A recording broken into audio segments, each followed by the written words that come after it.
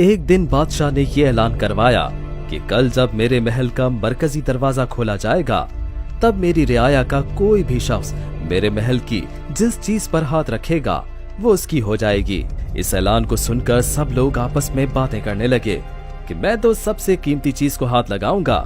कुछ लोग कहने लगे मैं तो सोने को हाथ लगाऊंगा, कुछ लोग चांदी को, तो कुछ लोग कीमती नवादरात को हाथ लगाने की बातें करने लगे। जब सुबह महल का मरकजी दरवाजा खुला और सब लोग अपनी अपनी मनपसंद चीजों के लिए दौड़े, सबको इस बात की जल्दी थी कि वो सबसे महंगी चीज पर हाथ रखें ताकि वो हमेशा के लिए उसकी हो जाए और वो अमीर हो जाए।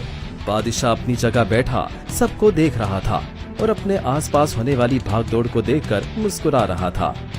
उसी वक्त उस भीड़ में से एक शख्स बादशाह की तरफ बढ़ने लगा और आहिस्ता आहिस्ता चलता हुआ बादशाह के पास पहुंचकर उसने बादशाह को हाथ लगा लिया। बादशाह को हाथ लगाते ही बादशाह उसका हो गया और बादशाह की सल्तनत भी उसकी हो गई। जिस तरह बादशाह ने उन लोगों को मौका दिया, ठीक उसी तरह रब्बुल आलमीन भी हमें रोज मौका फराहम करता है। लेकिन अफसोस, हम लोग भी हर रोज गलतियां करते हैं। हम अल्लाह ताला को राजी करने के बजाय दुनियावी चीजों की आरज़ू करते हैं। लेकिन कभी भी हम लोग इस बात पर गौर नहीं करते, अगर हम तमाम जहानों के पालने वाले को राजी कर लें तो उसकी बनाई हुई हर चीज भी हमारी हो जाएगी।